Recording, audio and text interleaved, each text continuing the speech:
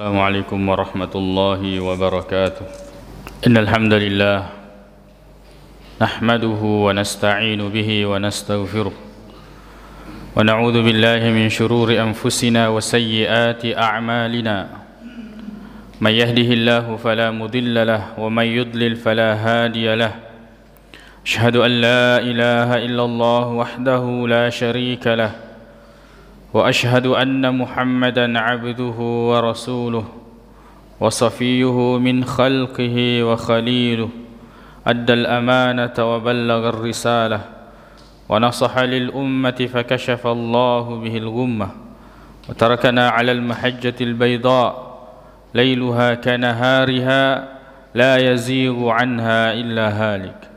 يا أيها الذين آمنوا اتقوا الله حق تقاته ولا تموتن إلا وأنتم مسلمون.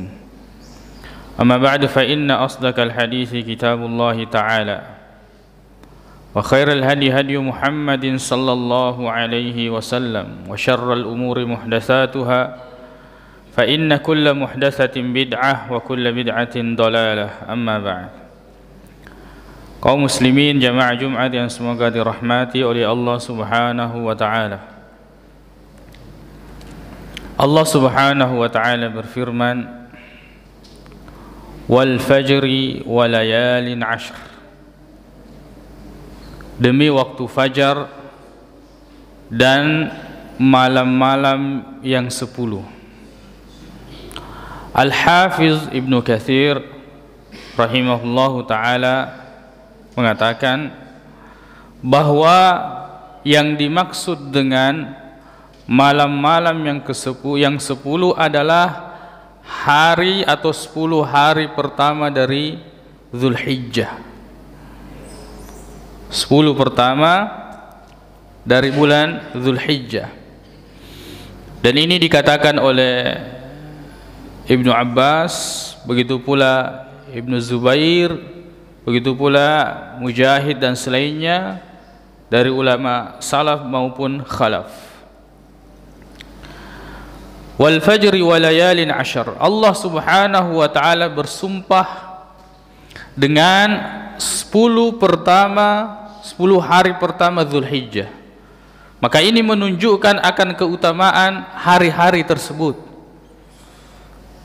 Maka hadis riwayat Bukhari, begitu pula Abu Daud dan selainnya, Rasulullah sallallahu alaihi wasallam mengatakan, "Ma minal ayyam", tidak ada hari-hari, al-amalu fiha, di mana beramal pada hari-hari tersebut, ahabbu ilallah, lebih dicintai oleh Allah Subhanahu wa taala, min hadhil ayyam, daripada beramal di hari-hari ini, yakni al-ashra min Dzulhijjah, yaitu 10 pertama dari bulan Dzulhijjah.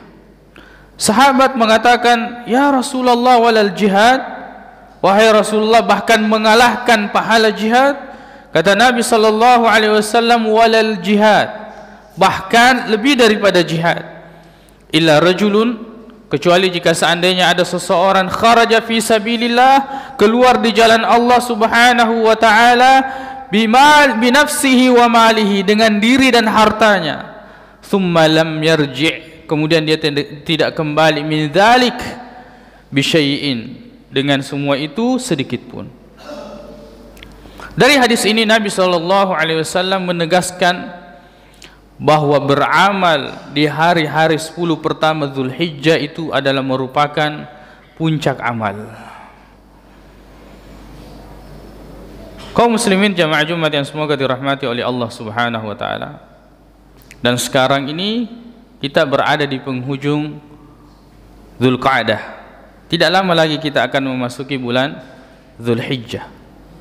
Maka sangat penting kita mengetahui keutamaannya, agar kemudian kebaikan-kebaikan ini tidak terlewatkan. Sebab belum tentu kemudian kita mendapati kembali bulan Zulhijjah di tahun yang akan datang.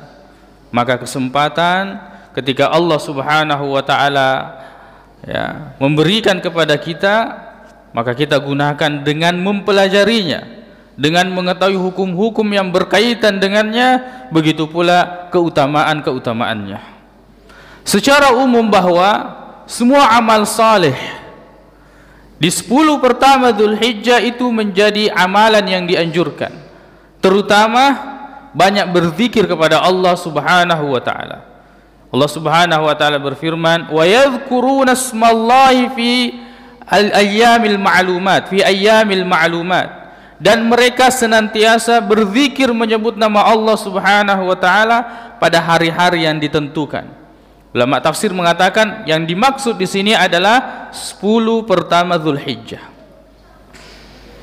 Kemudian di antara yang diperbeda pendapatkan di antara ulama yaitu tentang bagaimana hukum puasa. Pendapat yang paling jauh dari pendapat yang benar yang mengatakan bahwa berpuasa di hari-hari ini adalah perkara bid'ah, itu tidak benar.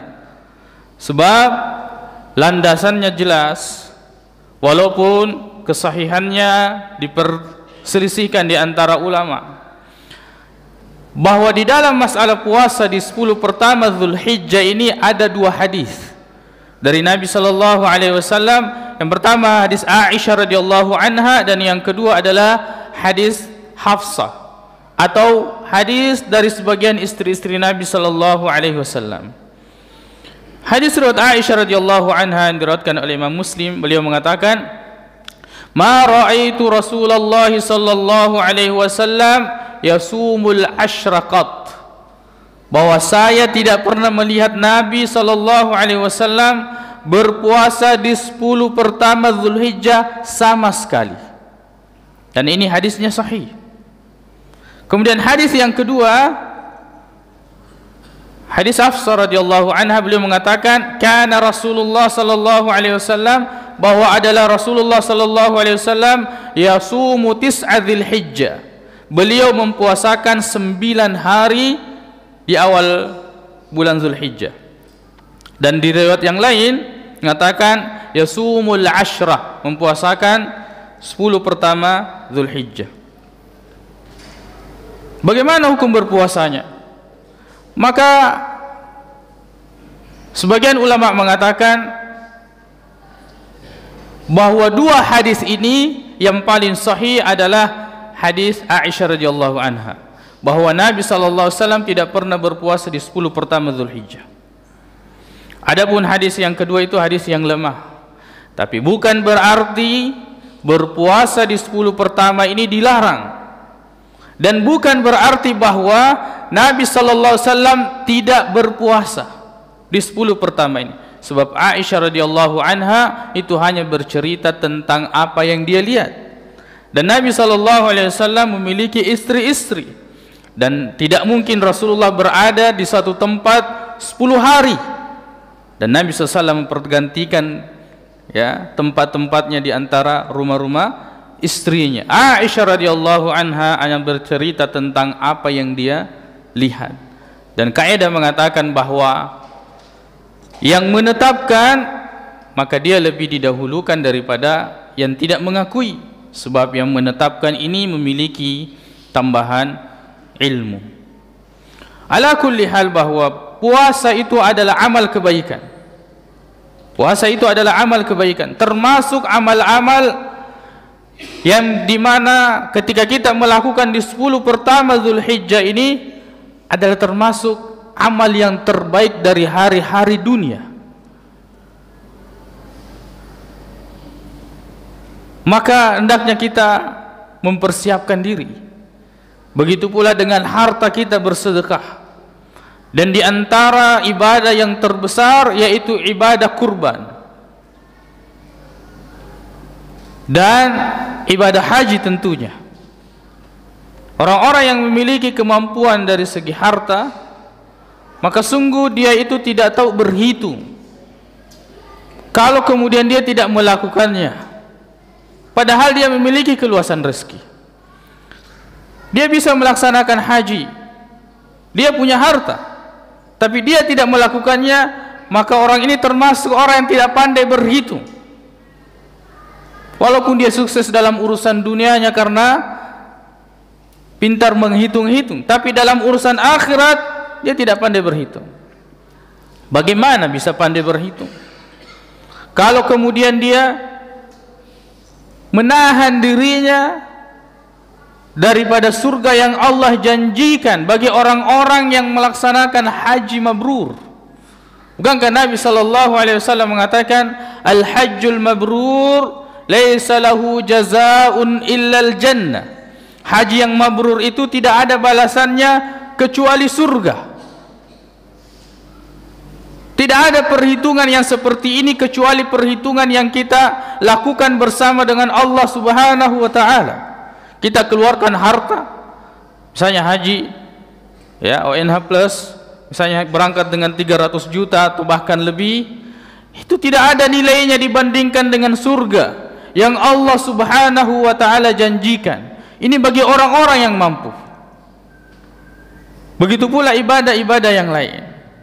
Ketika kita memiliki keluasan rezeki, kemudian kita mendapati di 10 pertama Zulhijjah ini orang-orang berpuasa, keluarkanlah harta kita untuk memberi makan, memberi buka puasa, di mana kemudian kita akan mendapatkan seperti pahala orang yang berpuasa.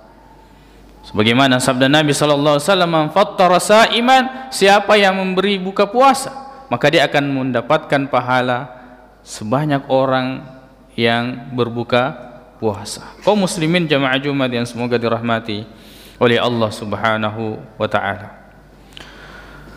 Maka puasa ini boleh kita lakukan di 10 pertama Zulhijjah karena itu termasuk amal kebaikan, dan Nabi sallallahu alaihi wasallam bersabda, "Ma min 'abdin," tidaklah seorang hamba, yasumu sauman fi sabilillah, kemudian dia berpuasa 1 hari di jalan Allah Subhanahu wa taala, illa ba'adallahu wajhahu 'anil nar, kecuali Allah pasti jauhkan wajahnya dari neraka 70 kharifan, sejauh 70 tahun perjalanan. 70 tahun perjalanan ini bukan jarak yang sedikit. Kalau kita berjalan dalam 1 hari itu, kemampuan kita, apakah kita berjalan kaki atau mungkin ya berkendara ya berupa kendaraan hewan, kita mungkin bisa menempuh sejauh 80 kilo, itu 1 hari. Bayangkan bagaimana jauhnya jika Allah menjauhkan kita dari neraka sejauh 70 tahun perjalanan. Maka perbanyaklah amal kebaikan.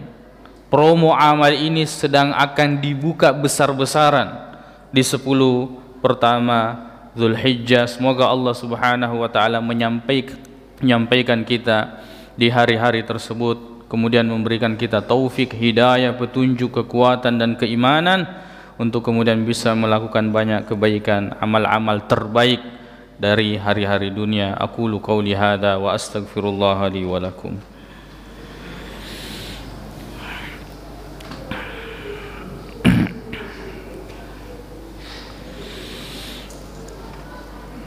Alhamdulillahi rabbil alamin wal aqibatu lil muttaqin wa la udwana illa 'alal zalimin. Asyhadu an la ilaha illallah wahdahu la syarika lah wa asyhadu anna Muhammadan 'abduhu wa rasuluh sallallahu alaihi wa ala alihi wa ashabihi wa sallama tasliman katsira, amma ba'd.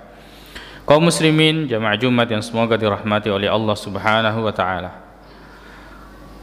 Bagi kita umat Islam yang ingin berkurban, maka adab yang diajarkan oleh Nabi sallallahu alaihi wasallam, beliau mengatakan, "Man ra'a," siapa yang melihat hilal Dzulhijjah, hilal Dzulhijjah sudah masuk, fa arada an yudhhiya, lalu kemudian dia ingin berkurban.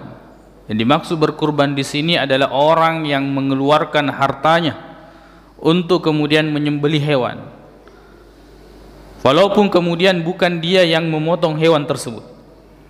Dia yang dimaksud, bukan yang kemudian memotongnya, tapi kemudian tidak mengeluarkan hartanya untuk berkurban, bukan itu yang dimaksud. Dan salah seorang di antara kalian ingin berkurban, fala ya'khudh, jangan kemudian dia mengambil, min sya'rihi, dari rambutnya atau bulunya, baik dia potong maupun dia cabut, wala min azfarihi, dan jangan dia kemudian memotong kukunya, ya. hatta yudhhiya, sampai kemudian dia berkurban. Maka sebelum masuk Dzulhijjah ini, ya, maghrib, ya, tanggal 1 Dzulhijjah itu yang ingin memotong rambut silahkan potong rambut, yang ingin potong kuku silahkan potong kuku, yang ingin memendekkan atau memotong bulu silahkan bersihkan sebelum masuk, ya, hari pertama Dzulhijjah, sebab dilarang. Akan tetapi larangan di sini bukan sifatnya haram. Ya, di sini cuma, ya, Rasulullah sallallahu alaihi wasallam, ya, mengajarkan kepada kita, kalau kita laksanakan maka kita akan mendapatkan pahala yang besar. Sebab ini di hadis yang lain Nabi Aisyah radhiyallahu anha mengatakan, kuntu aftilu qala'id hadi Rasulullah SAW, dulu pernah saya menganyam, ya, kalung binatang atau kurban yang akan dikurbankan oleh Nabi sallallahu alaihi wasallam.